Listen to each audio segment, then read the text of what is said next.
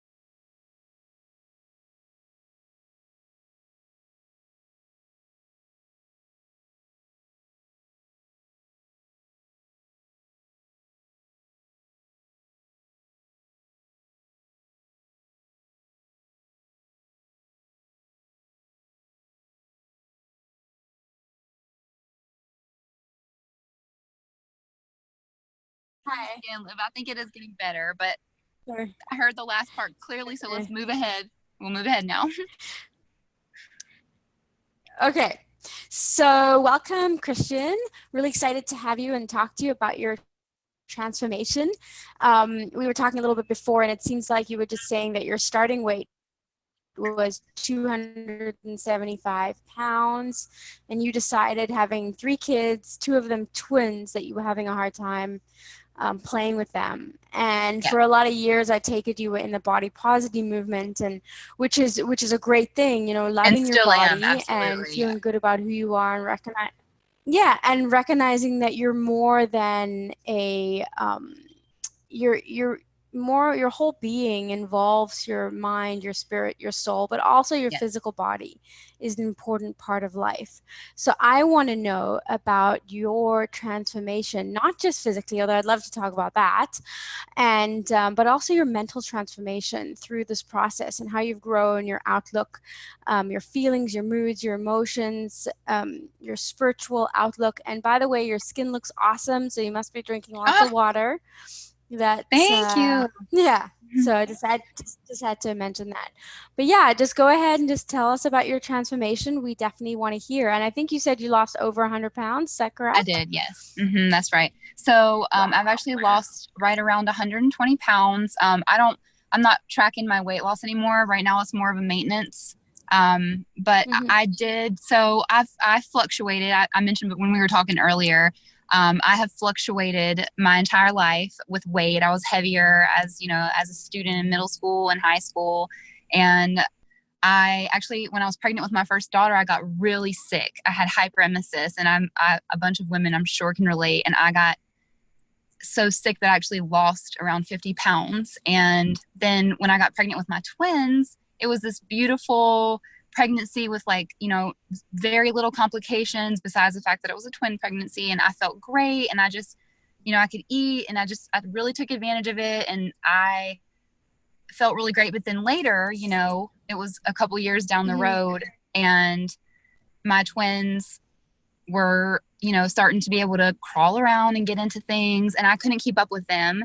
And I was having I think we talked about this a little bit too, that I was having some other health issues. My feet were hurting at the end of every single day. They would just ache, and I was having trouble breathing. And when I slept at night, I had a really difficult time sleeping and everything. And so I just decided 275 pounds. I turned my video off just so we could have a better connection. Right, that's fine. But 275 pounds on, I guess you're a 5'5" woman. Yeah, that's a lot of weight to carry around. That's really hard on your body. 5'7", even 5'7". Yes. But that's hard on your lungs. That's hard on your heart. Right. Yes, it was. So I think just the turning point was I just felt really physically, I felt bad. Mentally, I honestly wasn't feeling, for me personally, I feel that mental health is very much correlated with weight gain. And also with eating disorders like binge eating disorder, which so many people use binge eating as, a coping mechanism for depression, for other underlying mental health issues. And that is so much more common than I think anyone realizes. And I know that I'm guilty of doing that myself. And I think I had to really take a close look at my actions and what I was doing to suppress my, maybe depression. And I think that I was just feeding into it, and it was a big cycle. And it felt so overwhelming because I had such an overwhelming amount of weight to lose that I felt like it was almost impossible, until one day I just woke up and it was like a light switch had flipped. And I just realized that I did not want this life. I was so unhappy, and I only had the one to live. And so I went that very day and I got a Fitbit. And that was my first step. I'm not any advocate for Fitbit or anything like that. That's what I happened to get. What my first thing was that I used, and I began to track everything. I tracked I started really being accountable for what I was putting in my body, and it wasn't good. It was embarrassing. And sometimes I felt very ashamed of my tracking and what I was, consuming per day.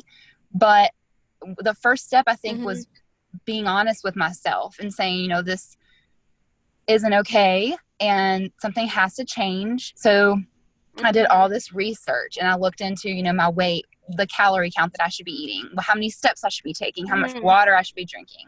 So personally, I took my weight and divided it by 2, and that's how many ounces of water I drank per day, every day. I tried to do it every single day. And then I did 10,000 steps a day, every day, even if when everybody in my house was asleep and my children were asleep in their beds at night.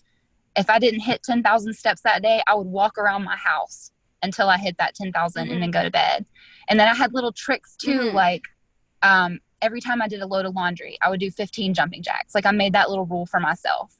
And little tiny things like that, you don't think about it because the change happens over time and it seems like it happens really slowly. But every day you're going toward that goal instead of away from it.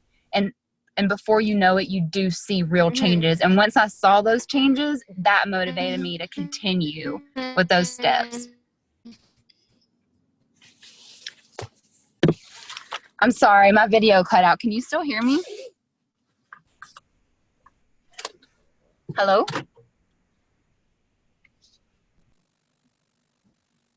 And that is such a beautiful story because it is so true. Okay, you're back. I hear you again. I'm sorry. Here we are. We're back. We're back. Sorry about that. Yeah, the connection. We can, you know what? Let's just take the video off. Okay. I'll just take it off. Because that will help.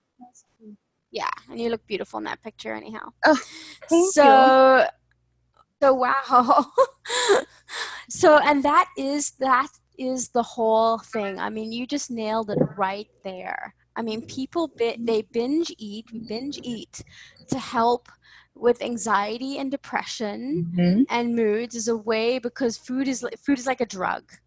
Yes. And it's like, rather than focusing on the things in life that we don't necessarily want to deal with, we just eat as a way to create, the flavors in our mouth are a distraction. It's a feeling of contentment. It's a feeling of contentment, and it's temporary. It's kind of, we think it's contentment but it's more of a numbing, I would say. And I Right. don't know if you would agree. I just feel like But it's just like any other it's substance. It puts one barrier yeah, between yourself and the reality that you're facing. exactly. And it's like you're focusing on the food rather than what's going on inside. And a lot of Exactly. times when we actually look at what's going on inside, it can be overwhelming at first, but once we um, go there, it's not as scary as you think, because when we start to realize that we're all the same, we're all here struggling and trying to make the best life that we can, but for some reason our ego or our society or whatever it is around us tells us that we're not good enough in some way. And I think underneath our anxieties and depressions are this feeling that we're just not enough. Right. And it's the fear of And so we failure need is to try. Yeah. exactly. Yeah. And then, but you hit the nail on the head again when you said it is baby steps, but it is psychologically so challenging to think, oh my God, I have 120 pounds to lose. Like I'm never gonna get there, because but it is the baby steps that make, all the difference. I mean, just 15 jumping jacks at your laundry, and all of a sudden that you could do 50. So it's like you have a little bit of a positive shift. People, I think when they start, they think, oh, they have to go from point A to point Z, and they get overwhelmed and defeated. Yes. But really, it's just like taking one step forward each day, one step. So how long did it take for you to complete your transformation? My active weight Losing loss. I'm sorry. Let me know when I'm back. Can you hear me? 20 pounds. Yeah. So it took me 15 months. Okay. And if you think about 15 months, it's like, it sounds like a long time, but if you think about how long it took you to be 120 pounds overweight, it probably took you 10 or 15 years. So Exactly. even though you went up and down, 15 months is not that long in the grand scheme of things. It's not like it took you 15 or 20 years or 10 or 15 years to lose, 120 pounds. And I've actually maintained it longer than the active weight loss itself. And let me tell you that it's much easier to maintain. So once you get where you need to get, it's so doable because you've already developed those healthy habits and you can carry them over for the rest of your life. And it's so much easier that way. So how has your mood shifted from when you started to now?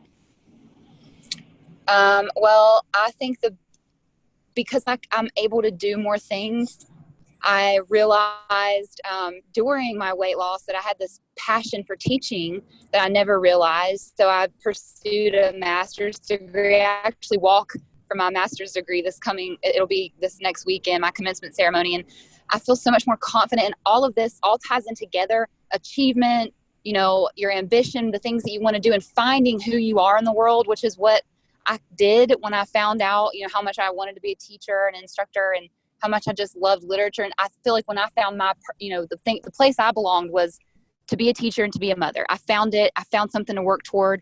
Once I had all of that aligned and I felt like I was doing something, the weight kind of correlated with my confidence level. As it boosted, my weight, started dropping. And I feel that is, a huge thing, is to find your purpose. And everybody's is different. Some people it may be to be, the best wife and mom. Some people it may be to be a teacher. For others it may be an artist. But once you find that thing that you were meant to do and you go for it, your mind becomes healthier and you can make healthier decisions. You don't have to abuse the substance of food, or you don't have to continue those bad habits because you've got something you're working toward. And that's what happened with me. And that's pretty incredible. And congratulations on finishing your master's. That's a massive defeat. So that's wow. You